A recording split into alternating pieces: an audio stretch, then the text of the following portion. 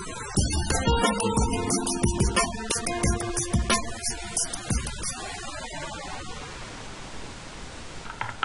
traders, I'm back after a lovely holiday. So now I need to roll my sleeves up and get down to trading.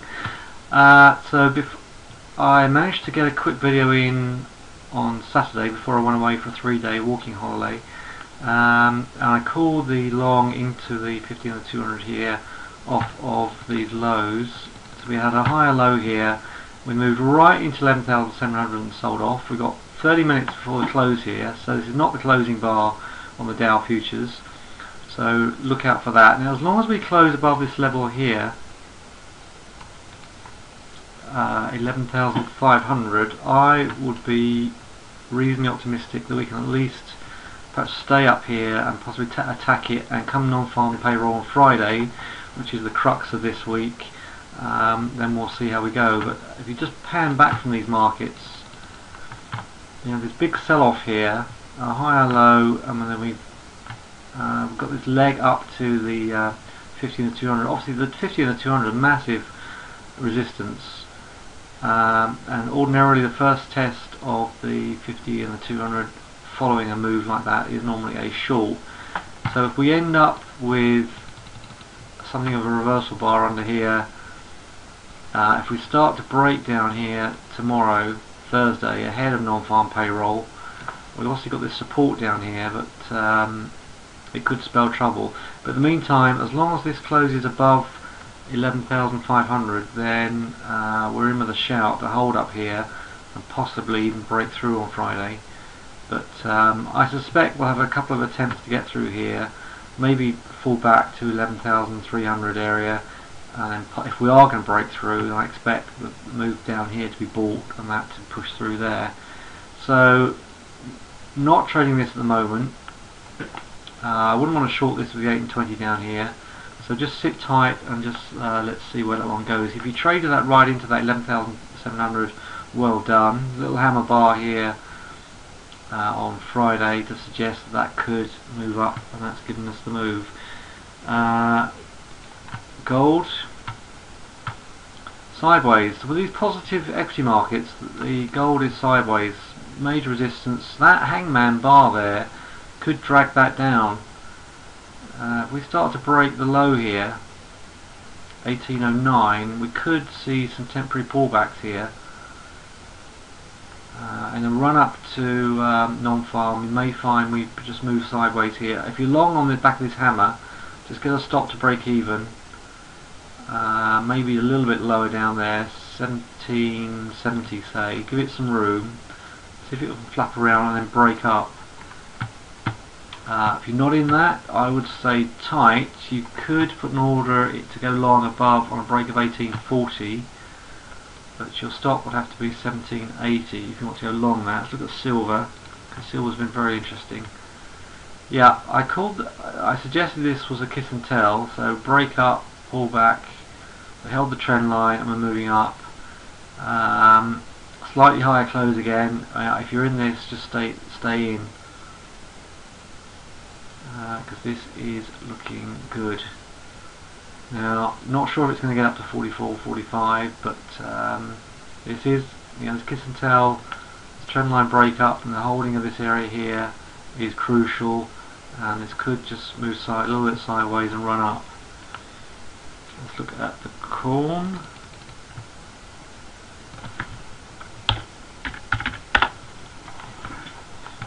Moving sideways.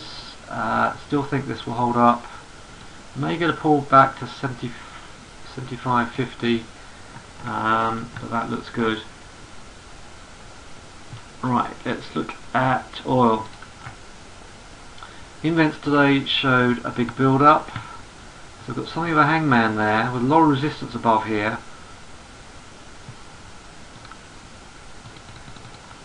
That hangman, I would suggest, could drag this oil down tomorrow. Massive support down there. If we get through 86, so just under 87, 86.70, that's going to come down to 82. It's going to come down to this area here. May just need to clip the 50 MA before it does it, or at least 90 before so it's got something to bounce off. But that hangman is a very indecisive bar, which suggests we could be looking at the shorts here. Again, I suspect we'll move sideways, and that doesn't do anything. I suspect we'll move sideways, a little retest of this 86.70 area until we get non-farm payroll out, and then we'll get a decision on Friday. Look at the US dollar CAD. Yeah, this is symbolic of a US dollar that's trying to hold and come back up. So a big move up here.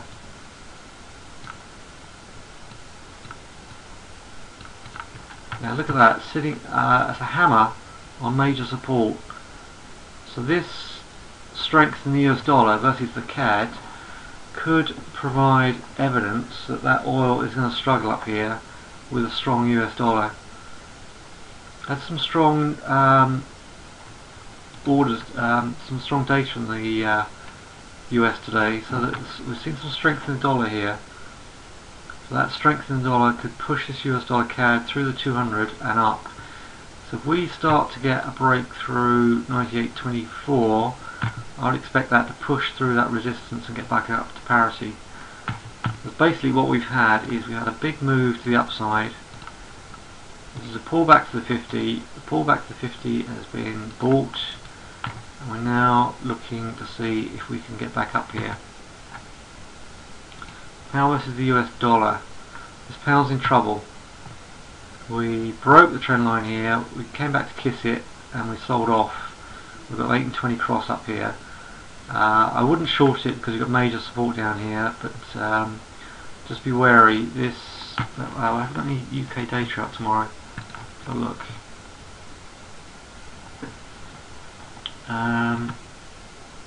Manufacturing inflation. And we've got a speaker just before that. So just be wary of the pound tomorrow. Let's see if we get some decent action on the pound.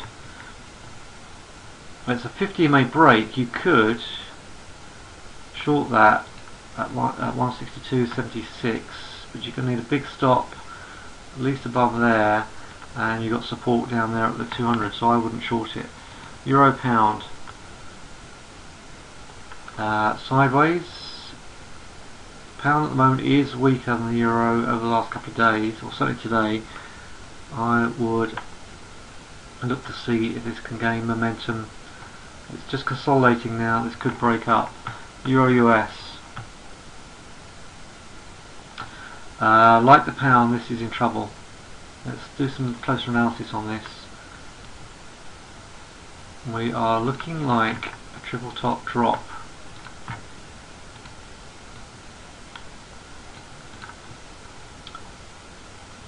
And we're moving.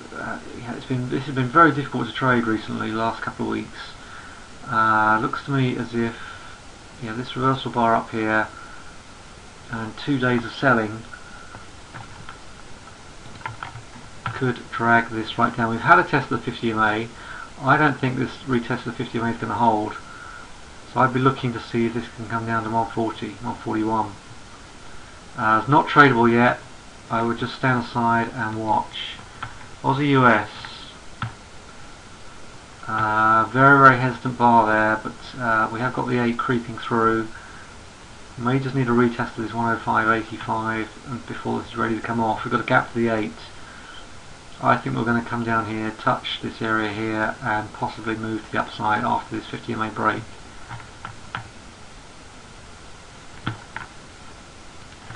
Keep an eye on this Aussie New Zealand. This hammer here on this head and shoulders pattern looks as if this could break the upside. So the short term neckline is there. We start to break out from this area here. We've got a gap to the 8 already.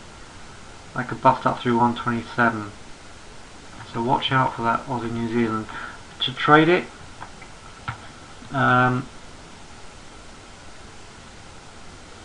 could put an order in the book for a break of 125.60. You need a stop below 124.80 to see if that can move to the upside.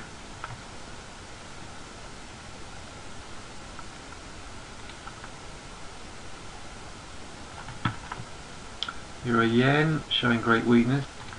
We'll talk in the room today about the US dollar Singy, US dollar Singapore. I think this is trying to bottom.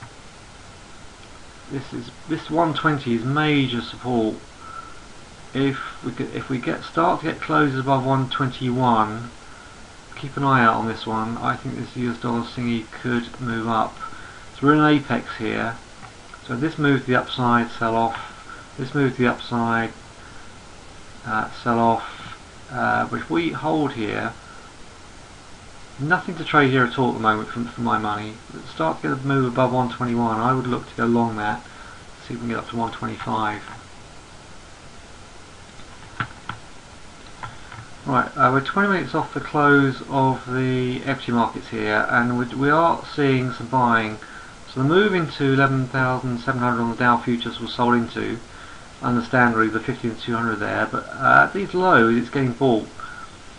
So yeah, like I said, in the run up to non-farm payroll, I just think we might flap around under this 11,700 and between the support, and we may just see some pullbacks here and then break out. But in the meantime, because when the currencies are very flat, take a good serious look at this as an instrument to trade, because all the setups work very well here. So for example, a little CBO to the upside there, that was around the open, so that broke through the CBO up to 11,700 at the open. So a break of 11,600, so that's about 110 points in that. You could have flipped it, shorted it up there and gone right back to the 50 MA. So if the currencies are flat and you're an oil trade and the oil's flat, take a look at this market, because now we've got a lot of volatility. This is giving some great moves. And this hammer here was a great move to the upside. Just got to stop to break even after it moved up here and just sat in it. You got 11,700 out of that from a break of 11,100. 600 point move over a couple of days there. So keep an eye out on this, and let's have a look at the key levels here. You can see if we're just getting to the close here, this is a hammer-like bar there. If we break back above this 11,600, that could see a nice little move into 650 or so on into the close. So that's all I've got for you at the moment. So basically, I think for intraday I'll be looking for shorting pullbacks in the euro and the pound. Looking to see if let me see. What was that? What was the US daily looking like? Yeah, just consolidating. I wouldn't swing trade it, but I would certainly get the 60-minute charts out, look for any pullbacks in this one. Okay, so I'm looking to get short positioned in the Euro US tomorrow. Short the pound on any pullbacks, but I would buy a long on a pullback on this one. And I'll certainly be looking for 60-minute setups on the Dow futures. Okay, and if you're an oil trader, look for any possible shorts on the oil. That the very little volume up at the highs here, and got a very hesitant daily bar in the oil. Alright, I'll get back into action on the stocks if you are in the stock club. If you want to be in on that, let me know. Otherwise, see you at the next update.